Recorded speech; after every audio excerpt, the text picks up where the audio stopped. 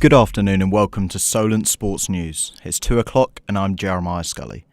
Breaking news earlier on that Tottenham Hotspur have sacked their manager just a few days before their European tie against Vitesse Arnhem.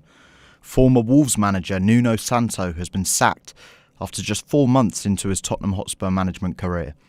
After losing 4 of their last 7 games, it was only a matter of time before Nuno was shown the door. Reports are suggesting that the former Chelsea boss Antonio Conte will take charge, but former player and interim manager Ryan Mason may be looking to have a second chance at the job. Ryan Mason, of course, is still at the club and stepped in when Jose Mourinho left, so whether that is an avenue they go down until they announce or find a permanent replacement. What I do know is that the Tottenham players are not needed to be out on the training ground today. It is a recovery day. Elsewhere in football, Ipswich Town under-23s manager Kieran Dyer has been diagnosed with liver problems. The former I'm a Celebrity contestant is currently applying his trade in League One, but will need to undergo a liver transplant. Despite battling these liver issues for the past few years, Dyer wants to keep his privacy for his sake and his family's. Ipswich Town took to Twitter to make the official statement, and when asked how the illness would affect him, Dyer responded, "I see myself as a very positive person that will overcome this minor setback." And I just wanted to say all of us at Solent Sports News wish him the best with his recovery.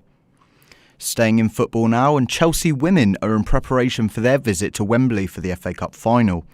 Manchester City, who have won the competition in the previous 2 seasons, were knocked out by Emma Hayes' side, who booked their place for the final.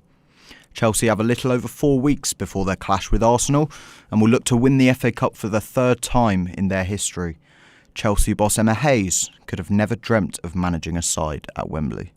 As a kid, I've always wanted to be there in some capacity, whether it be as a fan. I never thought I'd do it as a coach. Now I've been there a few times. I just want to go and win. Turning our attention now to cricket, and the England men's side look to make it 4 wins from 4 in their pursuit of the T20 World Cup. Owen Morgan is in agreement that England have had a superb start to the tournament, but must not get ahead of themselves if they're to take this competition seriously. We treat everybody with the same amount of respect. It's a really tough competition, and we're looking forward to continuing to challenge ourselves moving forward. England are about to get started against Sri Lanka, and we'll have more on this game later with our cricket correspondent, Gabe. The weekend saw victory for the majority of South Coast football teams. Eastleigh, Southampton and Portsmouth all picking up 1-0 wins. Meanwhile, Bournemouth put 2 past Reading at the Madejski Stadium. The South Coast rivals Southampton and Portsmouth have both had fairly slow starts to their season, but will look to build on the wins over the weekend. Southampton were helped along the way by a Che Adams first-half screamer and a poor Watford performance to give them their 1-0 win, and the Saints look forward to hosting Villa on Bonfire Night, which will see the return of former cult hero Danny Ings, who will look to get one over on his former teammates. As world leaders sat down to discuss climate change in Glasgow, sports stars from around the globe have been pulling together to make change. Tennis player Andy Murray and Olympic diver Tom Daley are at the forefront for the campaign, asking the world leaders to do more. This morning saw Boris Johnson remind the other political leaders that time is running out, and if we don't act now, it may be too late.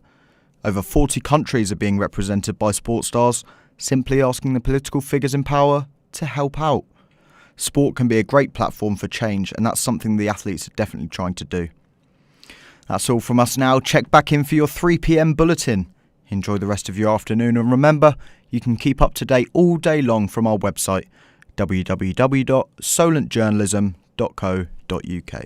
Have a good afternoon. Bye-bye.